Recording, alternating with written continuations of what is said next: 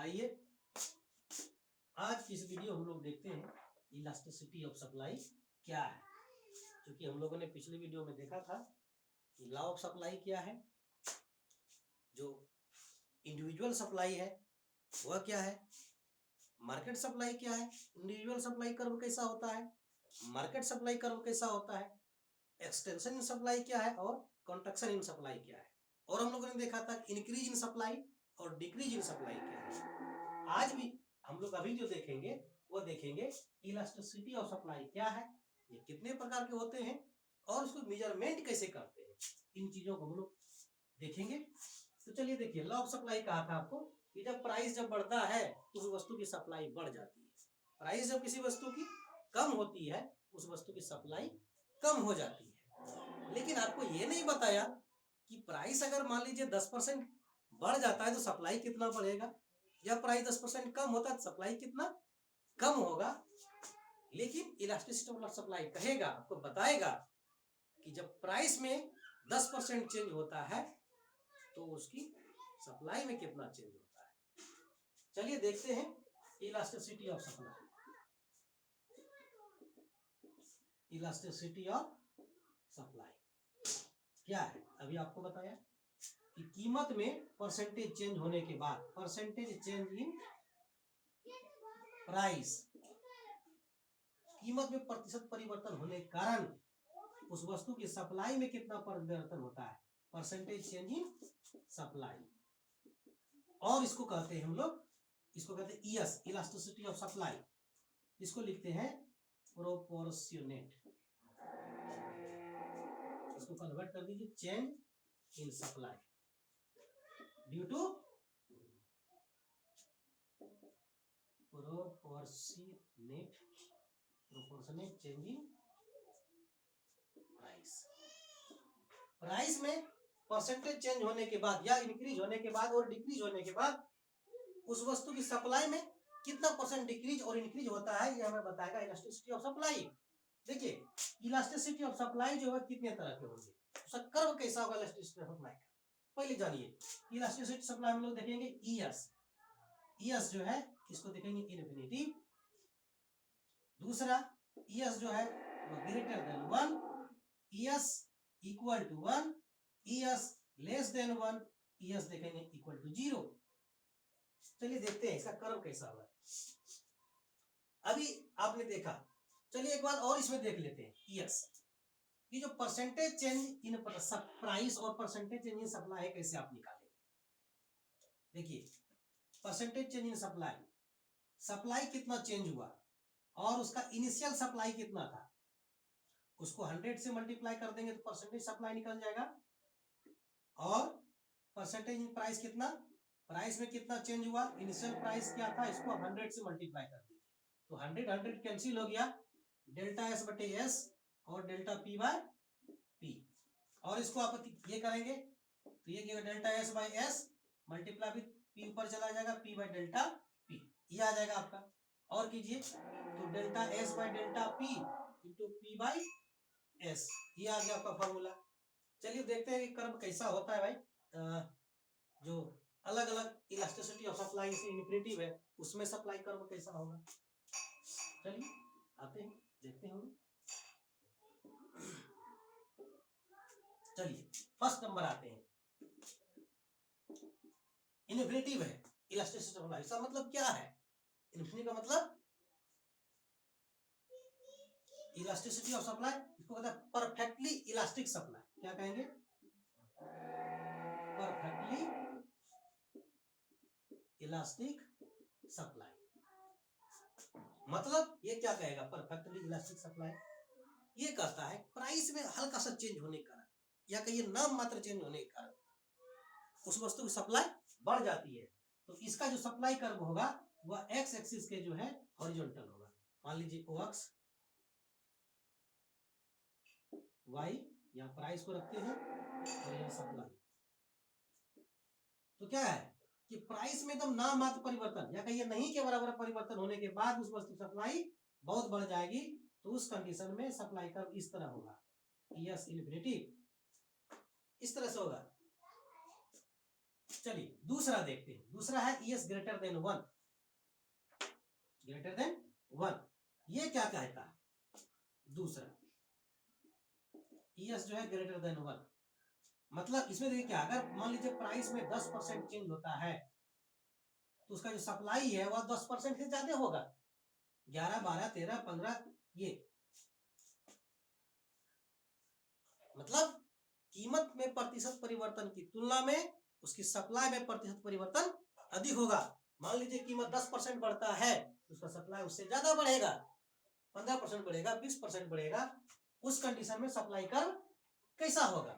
आप सोच सकते हैं। लॉ ऑफ डिमांड में आपने देखा था कि कैसा होता है सप्लाई कर्व। देखिए, सॉरी, लॉ ऑफ डिमांड में आपने क्या देखा था कि डिमांड कर्व कैसा होगा किस कंडीशन में।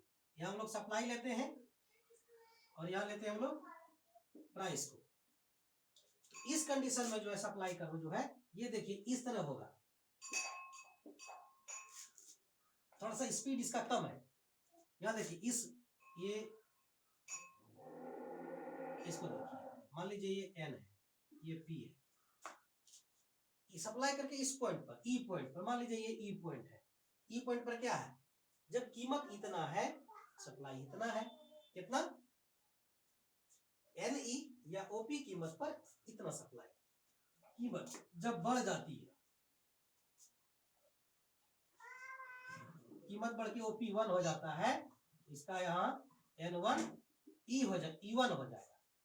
तो जितना ये क्या हुआ, ये प्राइस चेंज हुआ है, बड़ा है, और ये क्या हुआ है, सप्लाई चेंज हुआ है।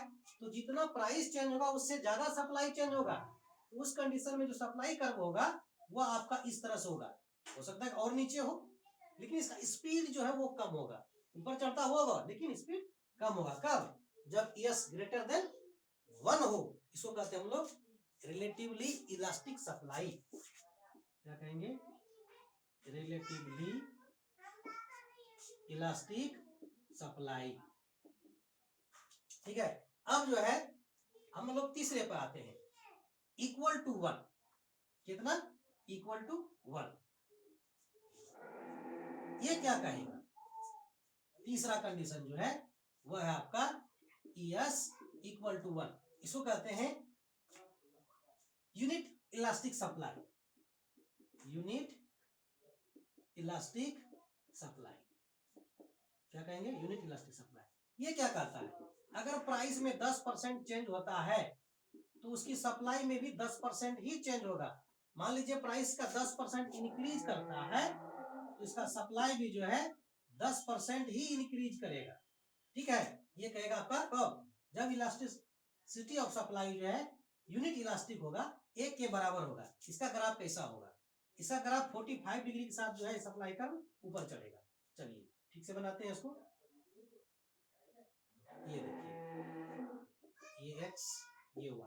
यहाँ क्या रखेंगे हम लोग? Y एक्सिस पर प्राइस को, X एक्सिस पर सप्लाई को। ये क्या करेगा? ये 45 डिग्री के साथ भागेगा इस तरह से सप्लाई का। ये क्यों? वो इसलिए कि जितना प्राइस में चेंज होगा उतना ही इसका सप्लाई भी चेंज होगा। मान लीजिए ओपी कीमत पर 1 सप्लाई है तो यहाँ मान लीजिए 10% अगर चेंज होता है, N1, ये P1 मान लीजिए, ये E पॉइंट पर था, मान लीजिए E1 पॉइंट पर आ गया। यहाँ पर क्या है कि ये NE प्राइस कहिए या O1 प्राइस की, इस पर इतना सप्लाई है। अब प्राइस इसका जो है बढ़ जाता है, डेल्टा P कितना बढ़ जाता है? यहाँ से इतना। तो जितना ये बढ़ा उतना ही ये बढ़ेगा, delta S supply.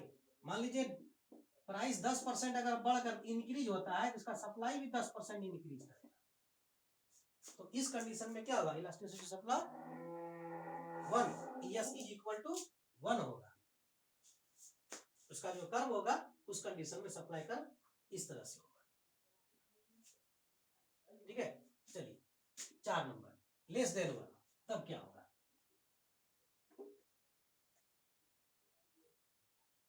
Elasticity of supply 4 number, ES less than 1।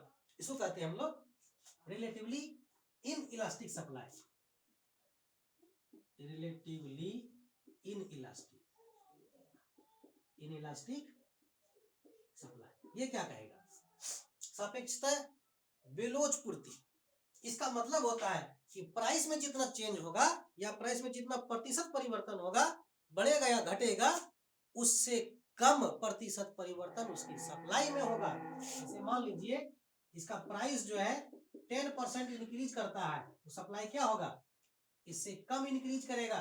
कितना? 5%, 4%, 3%, 2%, इस तरह से 10% से कम रहेगा। मान लीजिए 8% किया या 7% ही किया या 9% ही किया, मतलब प्राइस में जितना चेंज होगा उससे कम चेंज जो है उसकी सप्लाई में होगा। या मान लीजिए प्राइस इसका 10% माइनस हुआ तो उससे कम सप्लाई माइनस होगा, इस तरह से।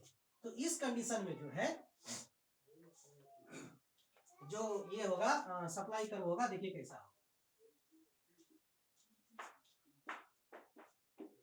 ये हम लोग क्या रखेंगे? y पर प्राइस को, x एक्सिस पर सप्लाई। इसका कर्व कैसा होगा? क्या जैसे आप ग्राफ पे प्लॉट करेंगे, देखिए वो ऑटोमेटिक आ जाएगा। कोई डाटा लेके ग्राफ पे प्लॉट करने पर क्या होगा? प्राइस जितना चेंज हो रहा है उससे कम उसका सप्लाई हो रहा है, चेंज हो रहा है, इसलिए इस स्पीड के साथ ऊपर की ओर चलता हुआ इस तरह से। देखिए ये मान लीजिए P कीमत है, OP यहां से यहां तक, या इसको N सॉरी E मान लीजिए, या NE कीमत कहिए, यहां से यहां, इस पर सप्लाई इतना है। अब इसका प्राइस मान लीजिए बढ़ जाता है इतना, ये देखिए P1 मान लेते हैं, कितना बढ़ा? डेल्टा P, यहां से इतना, लेकिन सप्लाई देखिए उससे कम बढ़ा है, N1। ये क्या हुआ? ये क्या हुआ? इसका डेल्टा S। तो प्राइस जितना चेंज हुआ उससे कम चेंज जो है उसका सप्लाई होता है। इस कंडीशन में जो ES होगा, इलास्टिसिटी ऑफ सप्लाई होगा, वह लेस देन 1 होगा, रिलेटिवली इन इलास्टिक सप्लाई होगा। और लास्ट जो है वो आपका है परफेक्टली इन इलास्टिक सप्लाई। ये ES जो है वो इक्वल टू 0 होगा उस कंडीशन में। क्या होगा? Perfectly in elastic supply. Perfectly in elastic supply. इस कंडीशन में क्या होगा? जब परफेक्टली इन इलास्टिक सप्लाई होगा तो उस कंडीशन में सप्लाई कर्व जो होगा वह कांस्टेंट होगा, उसमें कोई चेंज नहीं होगा, कीमत चाहे कितनो कम या ज्यादा हो। मतलब कि उसमें प्राइस जो भी चेंज हो, लेकिन इसका सप्लाई चेंज नहीं होगा। अगर होगा भी तो एकदम नाम मात्र का नहीं के बराबर, 0 चेंज होगा। इस कंडीशन में जो है सप्लाई कर्व जो होगा वह देखिए कैसा होगा, प्राइस और यहां सप्लाई, ये इस तरह से होगा, कांस्टेंट रहेगा NS। ये सप्लाई कर्व है। इसमें देखिए प्राइस, ये ओपी पर, यहां मान लीजिए E पॉइंट पर यहां इतना प्राइस या इतना प्राइस, एक ही बात है, इतना सप्लाई है। मान लीजिए प्राइस बढ़ भी गया तो भी जो है सप्लाई इतना ही है। मान लीजिए इतना प्राइस हो गया तो भी सप्लाई, प्राइस मान लीजिए और भी बढ़ गया तो भी उसका सप्लाई क्या है? इतना ही है। या मान लीजिए प्राइस इतना है, OP1 है तो इतना सप्लाई, प्राइस कम हो गया, OP हो गया इतना तो भी सप्लाई इतना ही है। मतलब प्राइस चेंज हो रहा है, कम या ज्यादा हो रहा है, लेकिन उसका जो है सप्लाई एकदम कांस्टेंट है।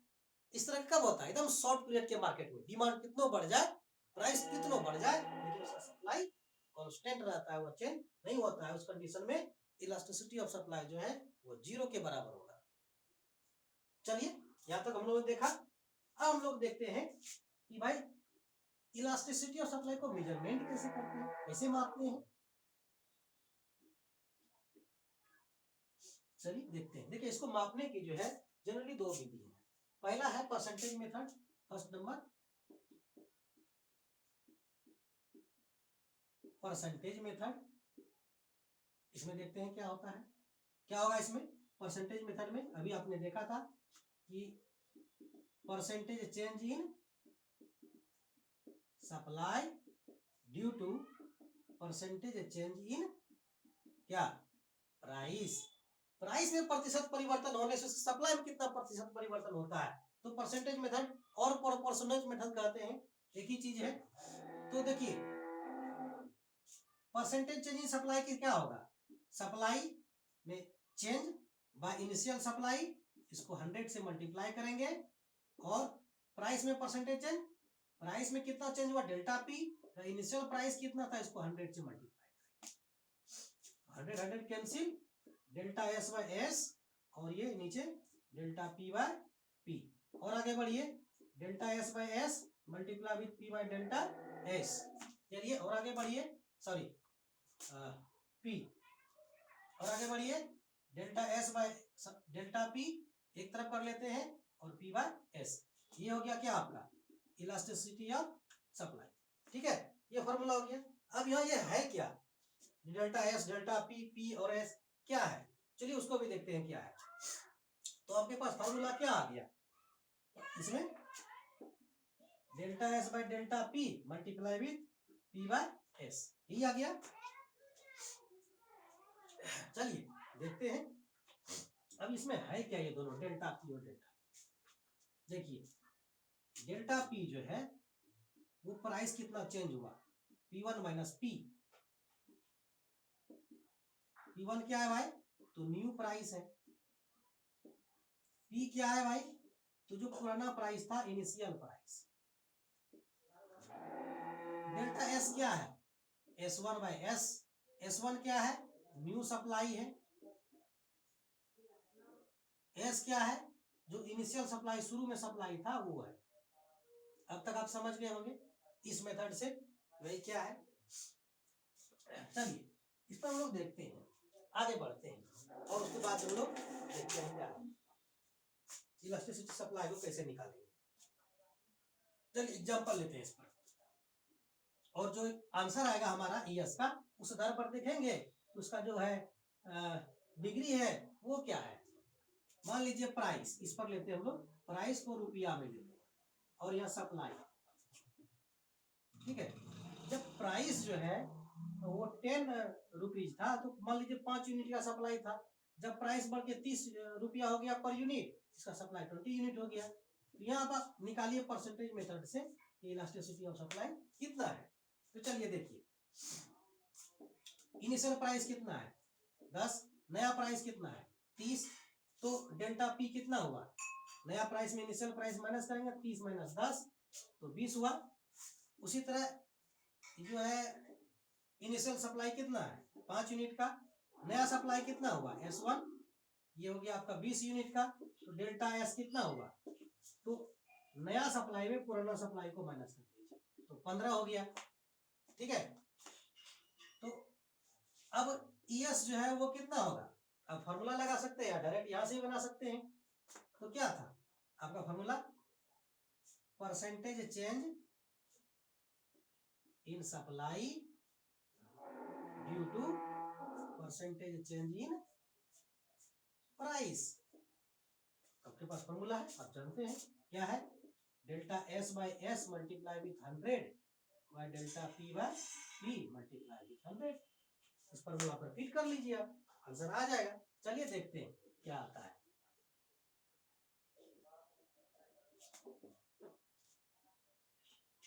तो डेल्टा एस कितना है 15, इनिशियल ये 5 है, 100 से मल्टीप्लाई कर दिए, और ये डेल्टा पी कितना है 20 है, इनिशियल है 10, 100 से मल्टीप्लाई कर दी, 100 में कैंसिल कर दीजिए, तो 15/5 है, इसको मल्टीप्लाई 10/20, तो ये कितना हो जाएगा 15/5, 10 दूना 20, 1/2, ये 15/10 हो गया, 1.5 ग्रेटर देन 1।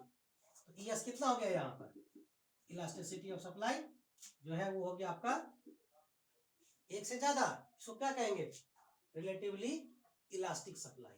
और इस तरह से जो भी आएगा ईएस का वैल्यू आप देख लीजिएगा, उस हिसाब से जो है अपना अपना ये कर लीजिएगा। चलिए अब जो दूसरा मेथड है वो है ज्योमेट्रिक मेथड।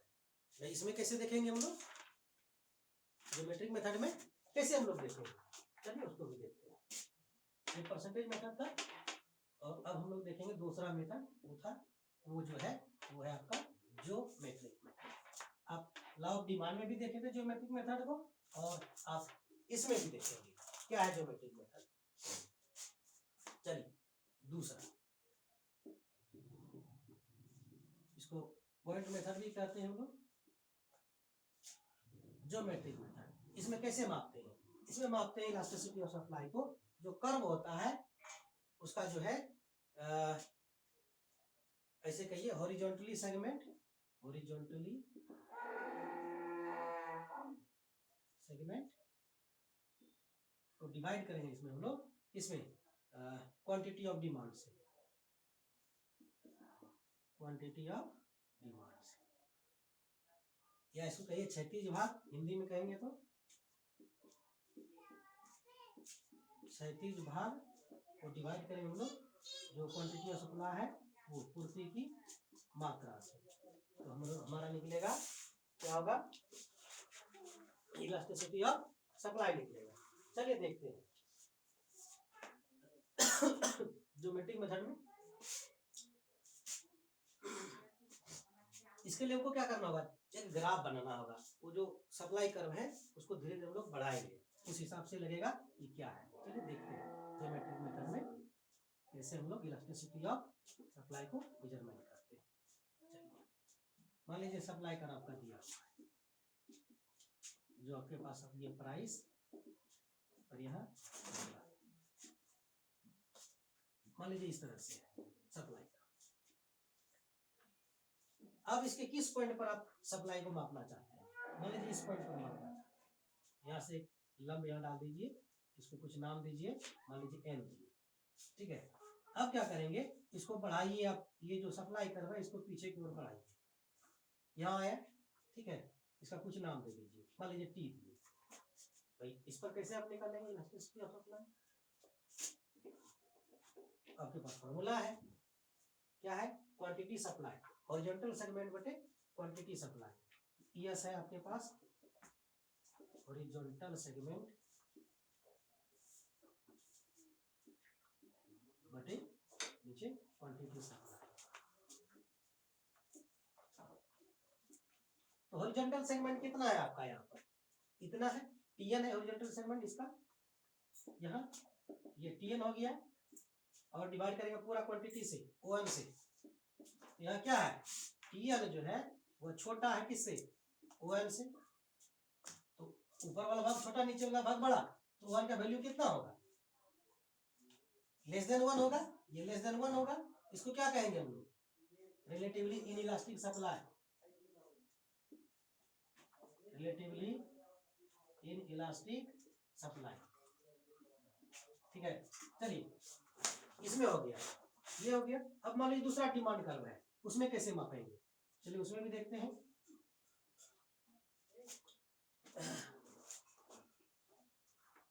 मान लीजिए डिमांड का सप्लाई कर्व इस तरह, सॉरी सप्लाई कर्व ये एस एस, या आप कैसे मापेंगे, मान लीजिए इस पॉइंट पर निकालना हमको elasticity of supply, E point पर कैसे नापेंगे भाई, क्योंकि हम लोग ये जो हम लोग बनाते हैं डायग्राम इस तरह से होता है, लेफ्ट साइड भी बढ़ेगा, यहाँ भी बढ़ा सकते हैं, इसको एक्सरसाइज कर देते हैं।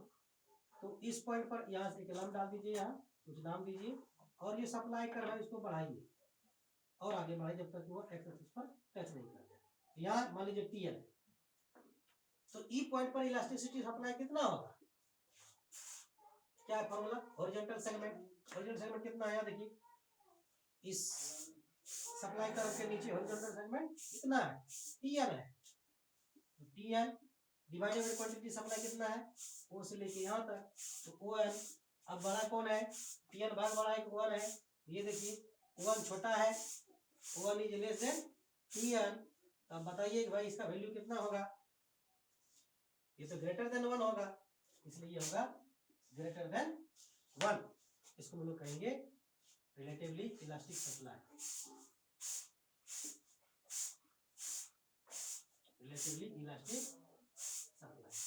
चलिए इस तरह से हम लोग जो है इलास्टिसिटी ऑफ सप्लाई को निकाल सकते हैं। अब सप्लाई का देख लीजिए, उसको जो है नीचे की ओर उतना बढ़ाइए कि वह एक्स एक्सिस को टच करे, मान लीजिए यहाँ पर टच करता है, उस कंडीशन में दोनों इक्वल होगा, हॉरिजॉन्टल सेगमेंट और क्वांटिटी सप्लाई दोनों बराबर होगा, और वहां पर इलास्टिसिटी सप्लाई 0 होगा। चलिए दिखा देते हैं आपको, अच्छा रहेगा।